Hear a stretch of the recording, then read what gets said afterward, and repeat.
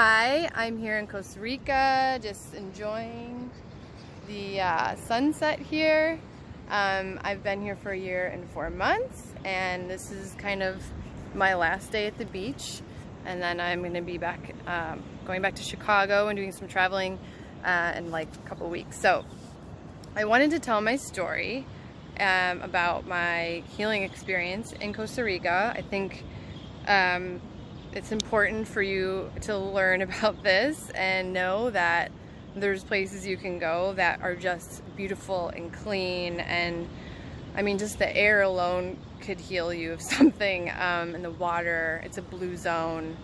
The water is just like so pure. People actually live longer here than in other places in the world. That's why it's called a blue zone. But anyway, the healing experience I had was super profound. It inspired me to want to host retreats here so that other people can experience this and have kind of a jump start to their health if they can't live here like I did. And then also, this has had a huge influence on how I coach people. It's just changed like how I look at this whole process of recovering from autoimmune disease. So basically, I did not plan on being here this long, but I was afraid to come, for sure. I was very sick. I was very sensitive to everything. I was just like, the idea of leaving my comfort zone was very scary, but I just had to do it. I'm an adventurer. I love experiencing new places and new things, and there's somebody here I really wanted to see, and I made it happen. Yeah, like I was doing all these things in the United States to like maintain health, or just basically like just feel okay.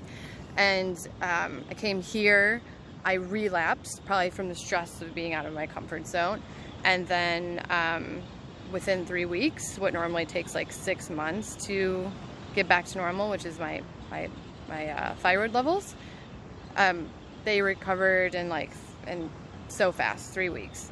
So yeah, it was amazing. And I was just like, oh, okay, so I guess I have to stay here. Like I'm not even doing half the stuff I do in the United States. I'm not spending all that time on myself to feel okay. So it just made sense. And so I stayed, and I figured out how to live here, which was hard, but it was worth it. It was a really cool experience, and something that I probably wouldn't have done if I wasn't in the state of health I was in. I had already learned how to reduce a lot of toxicity in my life and in my food, but like the environment is much harder. Like this has just got the most clean air and water you can find. So now I'm restricting my environment. Like I'm not even feeling like I can leave the jungle, because it was the first time I felt like the roller coaster is over and I can just chill. So it was worth it. But again, like I'm kind of in the jungle, and I don't feel like I can leave, which is not ideal.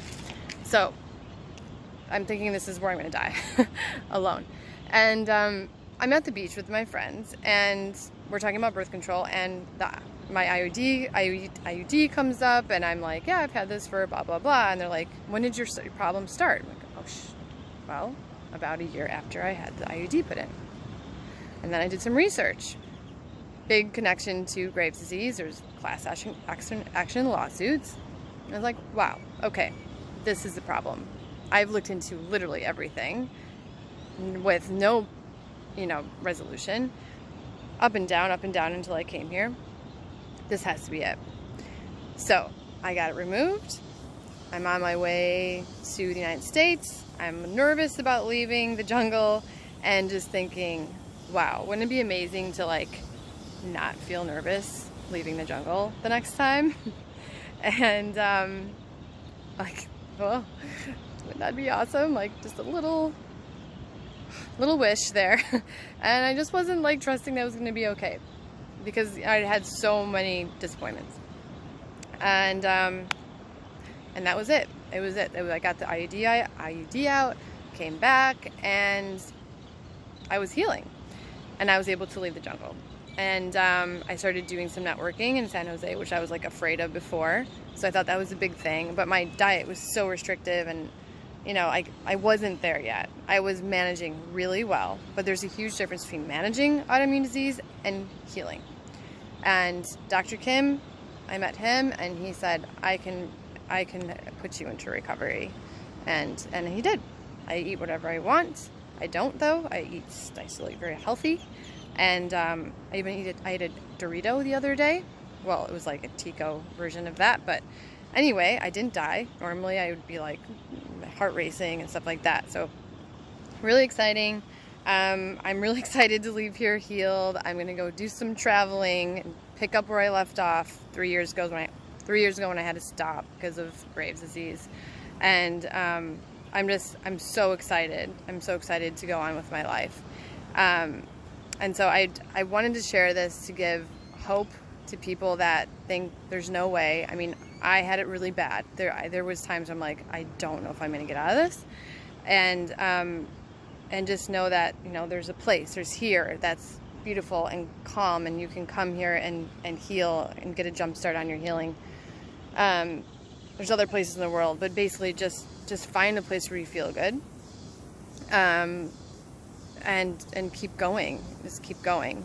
So I wish everyone this freedom to be recovered and not on these crazy diets for autoimmune protocols and things like that. That's not recovery. Recovery is going back to the life as you knew it before, adventuring if that's what you love, running if that's what you love, eating cake sometimes if that's what you love, because we should all be able to do that sometimes, and just living again and having that freedom. So I wish you all freedom in your lives. Thank you for listening. Bye.